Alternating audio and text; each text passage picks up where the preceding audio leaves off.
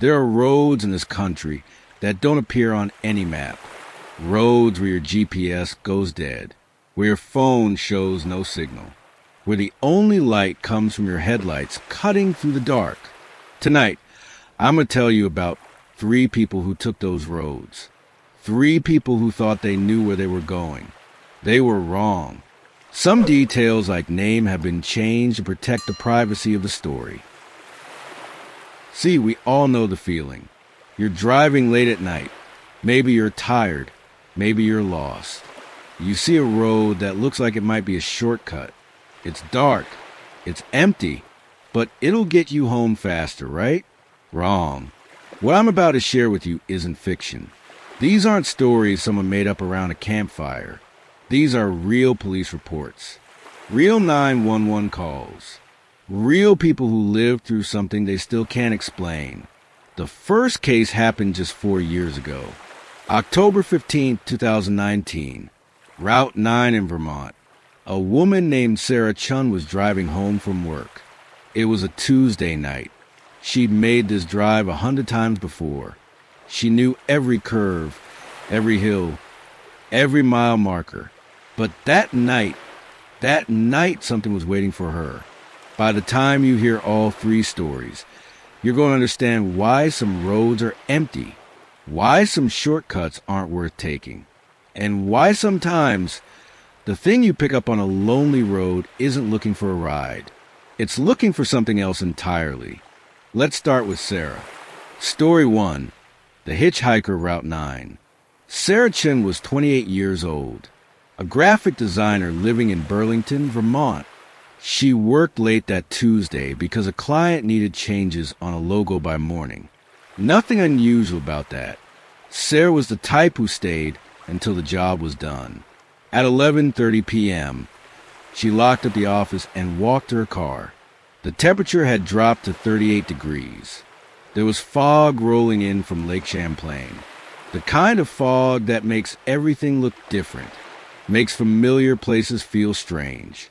Sarah had 2 ways to get home. The main highway, which would take 45 minutes with all the construction, or Route 9. The Backroad, 15 miles of winding asphalt through the woods. No streetlights, no houses, but it would cut her drive in half. She chose Route 9. At 11:47 p.m., Sarah was about 6 miles into the drive. She was listening to a podcast, something about true crime, when she saw the figure, standing on the side of the road, right arm extended, thumb out, the universal sign for help. Sarah slowed down. Her headlights swept across the person, and she got her first good look. It was a man, maybe in his 40s. He was wearing a brown jacket, the kind you'd see in old movies. His hair was slicked back. He wasn't moving much, just standing there with his thumb out, staring straight ahead. Now, Sarah wasn't naive. She knew the rules about picking up strangers, especially on empty roads at midnight. But something about this guy seemed off. Not dangerous off. Just wrong somehow. She stopped the car. The man walked over to her passenger side window. Up close, Sarah could see his face clearly. He was pale, really pale. His eyes were dark, almost black. When he smiled, his teeth looked too white. "Need a ride?" Sarah asked. "Yes, ma'am," he said. His voice was polite, formal. "Just up to Miller's Crossing, if you don't mind." Miller's Crossing. Sarah knew that name, but she couldn't place it. It sounded familiar, like something from her childhood. She figured it was one of those tiny towns you pass through, but never really notice. The man got in. He smelled like old cigarettes and something else. Something sweet and sick, like flowers left too long in water. "Thank you kindly," he said, settling into the passenger seat. Not many folks come down this road anymore. Sarah put the car back in drive. "Yeah, it's pretty quiet out here." For the first few minutes, they drove in silence. Sarah kept glancing at her passenger. He sat perfectly still, hands folded in his lap, staring straight ahead. He didn't blink much. His breathing was so quiet, she wondered if he was breathing at all. "So, what brings you out here so late?" Sarah asked, trying to make conversation. "Work," he said. "Been working the night shift at the mill for, must be 30 years now." "The mill?" "Riverside Mill, down by the old dam." Sarah frowned. She'd lived in Vermont her whole life. She'd never heard of any Riverside Mill, and she was pretty sure there wasn't a dam anywhere near Route 9. "I don't think I know that place," she said. The man turned to look at her for the first time since getting in the car. His eyes reflected the dashboard light like an animal's. "Sure you do," he said. "Everyone knows the mill. Been there since 1952. My father worked there, his father before him." That's when Sarah noticed how cold it was getting in the car. She could see her breath. The windows were starting to fog up from the inside. She reached for the heat control, but it was already turned all the way up. "Getting a bit chilly," she said, trying to keep her voice steady. "Is it?" the man asked. "I hadn't noticed." Sarah wanted to check her rear-view mirror, but something told her not to. Something told her she might not like what she saw. Instead, she focused on the road ahead, looking for any sign of Miller's Crossing. But the road kept going and going. She'd been driving for 20 minutes now. This stretch of Route 9 should have ended 10 minutes ago. "How much further to Miller's Crossing?" she asked. "Oh, not far now," the man said. "Just past the old cemetery. You'll see the sign." Cemetery. Sarah didn't remember any cemetery on Route 9, and she'd driven this road dozens of times. That's when she looked in her rear-view mirror. The back seat was empty, but she could still hear the man's voice, still smell that 6-week flower smell, still feel someone sitting in the passenger seat. "Where were you?" Sarah whispered. "Right here," came the voice. But now it was coming from directly behind her. Right here, just like always. Sarah's hands were shaking on the steering wheel. She could feel breath on the back of her neck. Cold breath that smelled like dirt and old roses. She floored the gas pedal. The car shot forward into the fog. She didn't care about speed limits or safety anymore. She just wanted to get to town, to people, to light. Behind her, she heard laughter. Soft, sad laughter that seemed to come from everywhere and nowhere. And then suddenly she was in town. Main Street, Burlington. Street lights everywhere. The 24-hour diner glowing like a beacon. Normal people walking around. Even at midnight, Sarah pulled into the diner parking lot and sat there, shaking. She turned around to look at the passenger seat. Empty. She walked into the diner and ordered coffee. Her hands were still trembling when she pulled out her phone to call her boyfriend. That's when she noticed the time. 12:15 a.m. She'd left work at 11:30. The drive home, even with the detour and the hitchhiker, should have taken maybe 30 minutes. But somehow, she lost almost an hour. The next morning, Sarah called the Vermont State Police. She wanted to report what happened, maybe file a missing person report for the hitchhiker. The desk sergeant was polite, but confused. "Miller's Crossing?" he said. "Ma'am, there's no place called Miller's Crossing on Route 9. Never has been." But he said he worked at Riverside Mill, by the dam. Long silence on the phone. "Ma'am," the sergeant said finally, "Riverside Mill burned down in 1987. Took 3 men with it. One of them was named William Miller.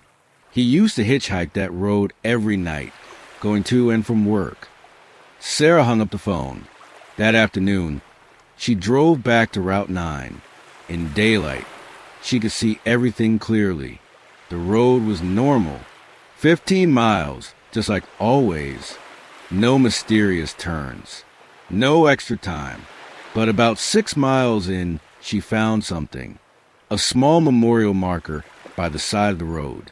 It was old, weathered, almost hidden by tall grass. The marker read, William Miller, 1943 to 1987, killed in industrial accident, beloved father and husband. Below that, someone had scratched in newer letters, still looking for a ride home. Sarah never took Route 9 again. But William Miller, according to locals, he's still out there, still waiting by the side of the road, still asking for rides to a place that doesn't exist anymore, still trying to get home. Story 2, the convoy that wasn't there, 12 to 2200 hours. Mike Rodriguez had been driving trucks for 15 years. He'd seen every highway, every back road, every shortcut from Seattle to Miami. If there was a road in America, Mike had probably driven it. So when his GPS showed him County Road 47 in eastern Oregon, he wasn't worried. It was March 2021. He was hauling electronics from Portland to Denver, and Highway 84 was closed due to a chemical spill. The detour would add 4 hours to his trip, but County Road 47 was different. It cut straight through the mountains. His GPS said it would save him 2 hours, maybe more. Mike took the exit. County Road 47 was older than most of the roads Mike drove. 2 lanes, no shoulder, trees pressing in on both sides. The kind of road that was built back when cars were smaller and traffic was lighter. He'd been driving for about 30 minutes when he saw the lights ahead. Red taillights in the distance. A line of them, moving slow, real slow. Mike checked his speedometer. He was doing 45 in a 55 zone, but the vehicles ahead were barely crawling. Mike grabbed his CB radio. Breaker 19. This is Big Mike eastbound on County Road 47. You got a convoy ahead, moving pretty slow there. What's the situation? Over. Nothing. Mike tried again. Any drivers in that convoy ahead? This is Big Mike, about a quarter mile back. You guys having trouble up there? Over. Still nothing. Just static, and what sounded like voices from far away. As Mike got closer, he could make out more details. 6 vehicles. Military trucks, by the look of them. Dark green, canvas tops, the whole deal. They were moving in perfect formation, maybe 15 feet, between each truck. But something was off about them. The trucks looked old. Like really old. The kind of military vehicles you'd see in a war movie about Vietnam or Korea. Mike tried the CB again. Military convoy on County Road 47. This is a civilian truck. Driver requesting permission to pass. Over. No response. But now he could hear something on the radio. Voices. But they were talking about things that didn't make sense. Coordinates that sounded wrong. Code names he'd never heard. Mike decided to go around them. He had a schedule to keep, and these guys were moving like they were in a funeral procession. He pulled into the left lane and started past. As he came alongside the first truck, he glanced over at the driver. The driver was wearing an old-style military helmet, the kind from decades ago. His uniform looked faded, like it had been in storage for years. But here's the thing that made Mike's stomach turn over. The driver wasn't moving, wasn't looking around, wasn't doing any of the little things drivers do. He was just staring straight ahead, hands on the wheel, completely still. Mike sped up, moving past the second truck, then the third. Every driver was exactly the same. Old uniforms, old helmets, sitting perfectly still, staring straight ahead. No one looked at Mike's truck. No one acknowledged him at all. That's when the voices on the CB started getting clearer, and what Mike heard made his blood run cold. Alpha Company, report position. Grid reference 847 to 221, proceeding to LZ Baker. Copy that, Alpha. Be advised, heavy resistance at the bridge. Mike knew military talk when he heard it. His brother had served in Iraq. But these guys were talking like they were in active combat. Here, on a back road in Oregon, Mike tried to pass the fourth truck, but his engine started acting up. The truck was shaking, losing power. He looked at his gauges. Everything was normal, but the truck felt like it was moving through thick mud.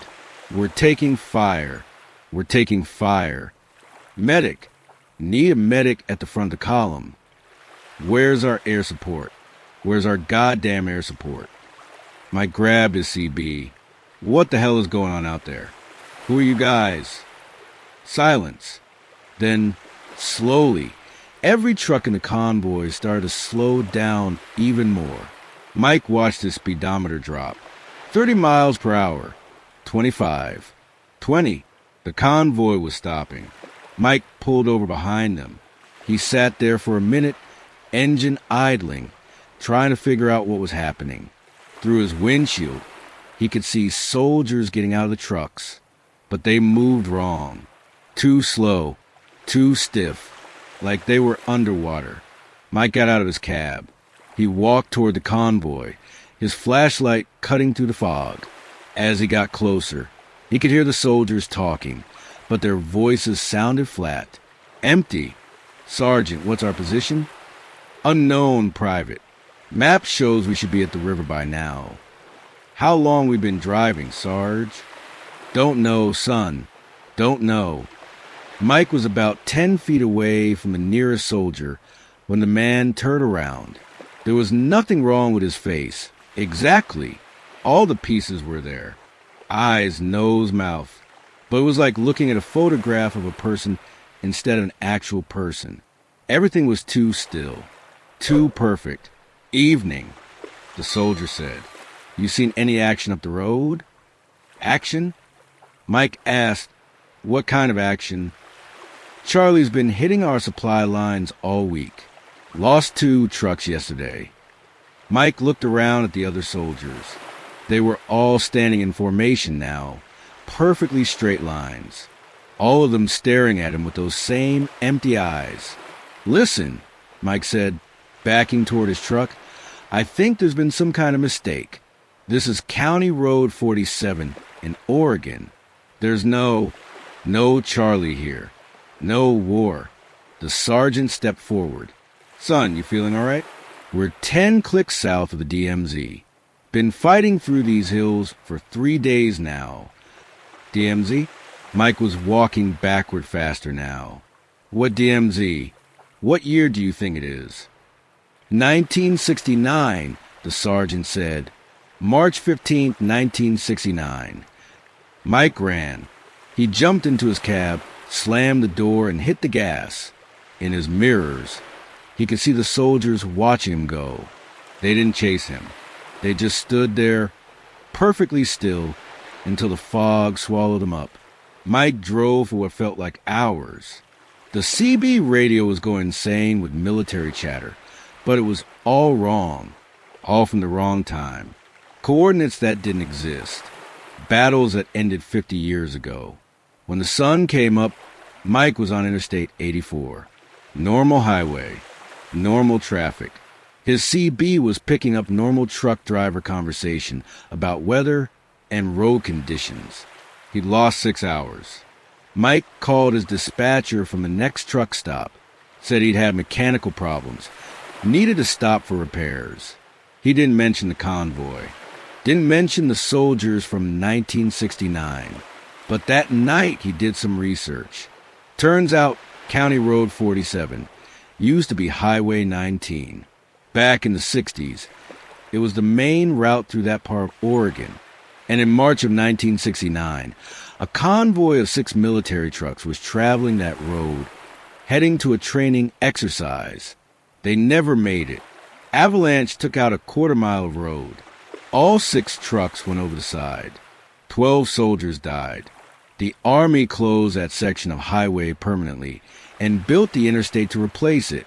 Mike found the news stories from 1969, found the names of the soldiers who died, found a photograph of the convoy, taken the day before the accident. 6 trucks, same dark green color. Same canvas tops. And standing next to the lead truck, wearing sergeant stripes, was a man who talked to Mike about Charlie and the DMZ. Mike called the Oregon State Police, told them what he'd seen. The trooper who took the report was polite, but skeptical. "Sir, County Road 47 has been closed for maintenance since February. There's no way you could have driven on it. The bridge is out." Mike drove back the next week. In daylight, he could see the trooper was right. County Road 47 was blocked off with concrete barriers. Had been for months. The old bridge was gone, just twisted metal and empty air. But Mike's truck GPS still showed he'd driven that route. His electronic logbook recorded every mile. His fuel receipts proved he'd been driving for hours that night, driving on a road that didn't exist anymore, following a convoy that died 50 years ago. Mike still drives long haul, but he sticks to the interstates now, sticks to roads he knows are real. Because sometimes the shortcuts you find are shortcuts someone else took a long time ago.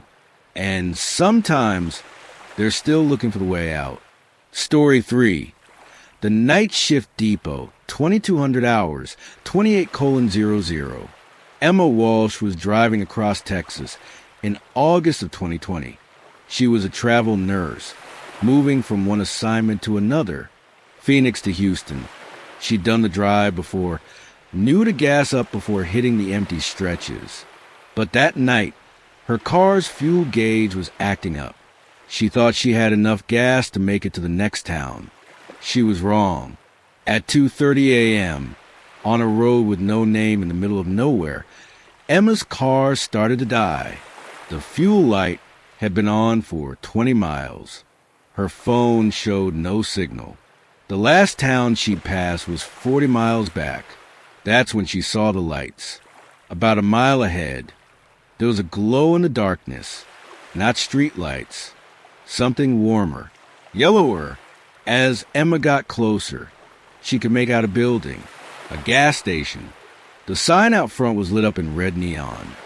Pete's Fuel Depot, open 24 hours. Emma coasted into the station on fumes. The place looked like something from an old movie.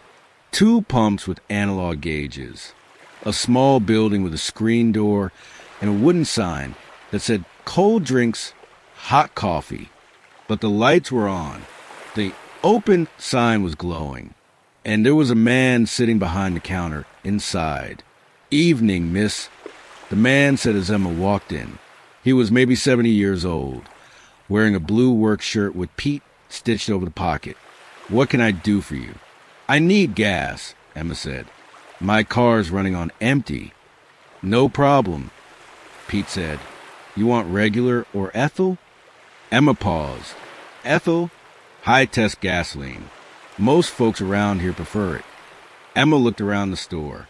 Everything was clean, well-stocked, but old, really old. The candy bars were brands she'd never seen. The soda machine had bottles instead of cans. The prices on everything were from another decade. Regular gas, 32 cents per gallon. "Your prices are..." Emma started to say. "Fair and square," Pete said. "Been the same for 20 years. Fill her up?" Emma nodded. She followed Pete outside of the pumps. He moved slowly, but his hands were steady as he unscrewed her gas cap and started the pump. "Don't get many travelers this time of night," Pete said. "Road's been pretty quiet since they built the interstate." "Yeah, it's really isolated out here. Wasn't always like this. Used to be the main highway. Hundreds of cars every day. Now it's just the occasional lost soul." Emma watched the numbers climb on the pump, but something was wrong with them. The gallons made sense, but the total price was staying impossibly low. 12 gallons of gas for under $4. "Your pump might be broken," Emma said. Pete looked at the numbers and shrugged. "Seems right to me. That'll be $3.84. Emma pulled out her credit card. Pete looked at it like he'd never seen one before. "What's this?" My credit card? Pete turned the plastic rectangle over in his hands. There's some kind of new charge plate. Emma stared at him. You don't take credit cards? Credit cards. Pete laughed. Miss, I think you've been watching too much science fiction. Cash only. Luckily, Emma had cash. She handed Pete a $20 bill. He held it up to the light, examined it carefully. This money sure looks different, he said. When they changed the design, Emma looked at the 20. It was a normal bill. Nothing special about it. The kind you'd get from any ATM. It's just regular money, she said. Pete made change and handed her the receipt. Emma glanced at it as she walked back to her car. The date on the receipt was August 15th, 1963. Emma stopped walking. She looked at the receipt again. Same date, August 15th, 1963. Hey, she called to Pete. What year do you think it is? Pete was already back inside the store. Through the window, she could see him sitting behind the counter, reading a newspaper. Emma walked back inside. Pete, what year is it? Pete looked up from his newspaper. The headline read, Kennedy promises civil rights action. 1963, of course. Pete said, August 15th, 1963. Why? Emma's hands started shaking. Pete, Kennedy was shot in November. He's dead. It's 2020. It's been 2020 all year. Pete stared at her. His face didn't change expression, but something shifted behind his eyes. Miss, he said slowly, I think you might be confused. President Kennedy was just on the radio this morning, talking about that march in Washington next month. That's when Emma heard it. An old radio in a corner of the store had turned on by itself, and the voice coming out of it was unmistakable. John F. Kennedy, giving a speech about civil rights. But the voice was wrong somehow. Too slow, too deep, like a record being played at the wrong speed. Emma backed toward the door. I need to go. Thank you for the gas. You sure you're feeling all right, miss? Pete asked. You look a little pale. Emma didn't answer. She pushed through the screen door and ran to her car. But when she tried to drive away, the road didn't look right. She'd come from the east, but now there were roads going all directions. For different roads, all leading into darkness. Emma picked one and started driving. After 10 minutes, she saw lights ahead. Pete's fuel depot. The same station. She tried a different road. 20 minutes later, she was back at Pete's. The third road. Same result. Emma got out of her car and ran to the payphone by the side of the building. She grabbed the receiver and dialed 911. But it wasn't a push-button phone. It was one of those old rotary phones.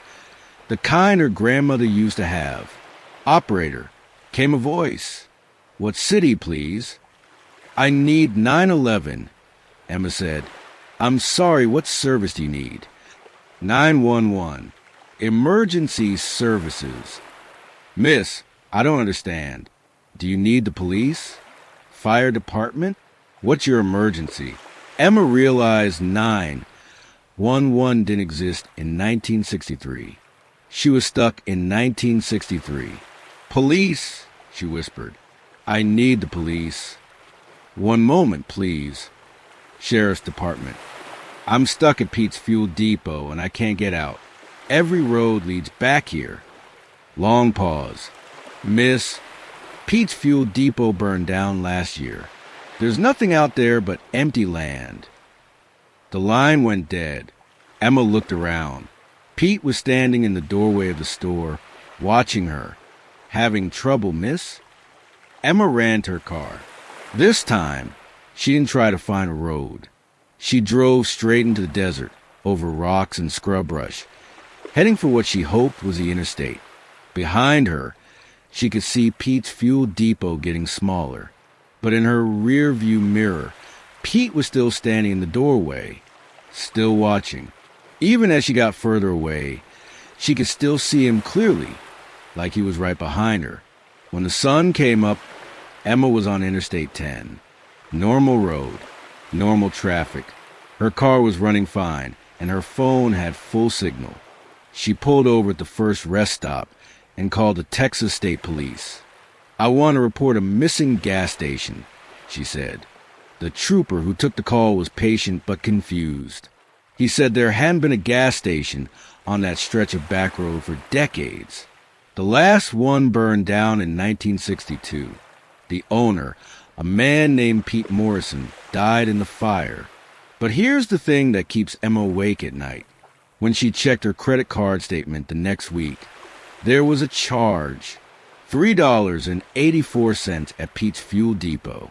The transaction was dated August 15, 1963. Her bank said it was impossible. Credit cards didn't exist in 1963. Electronic transactions didn't exist in 1963. But the charge was there. Still is, according to Emma. Every month when her statement comes, there's that charge. $3.84. Pete's Fuel Depot. August 15, 1963. Emma keeps the receipt. She carries it in her wallet wherever she goes. A reminder that some places don't follow the same rules as everywhere else. Some places exist in their own time, their own reality. And sometimes when you're lost and desperate, you might find them, whether you want to or not. Closing. 28:00, 30:00. 3 stories. 3 people.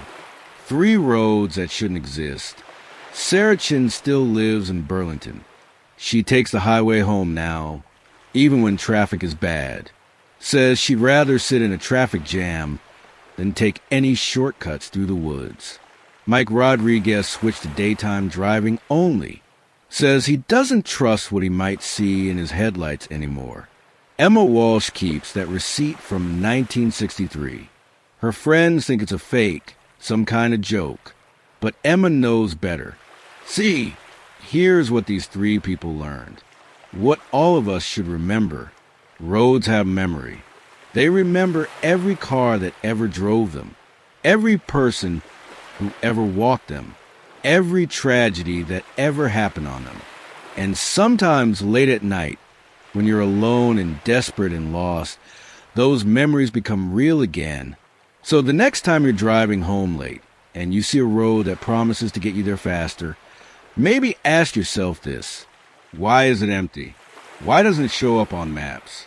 And why does it feel like someone's been waiting for you to find it? Because maybe they have been. Maybe they've been waiting a very long time.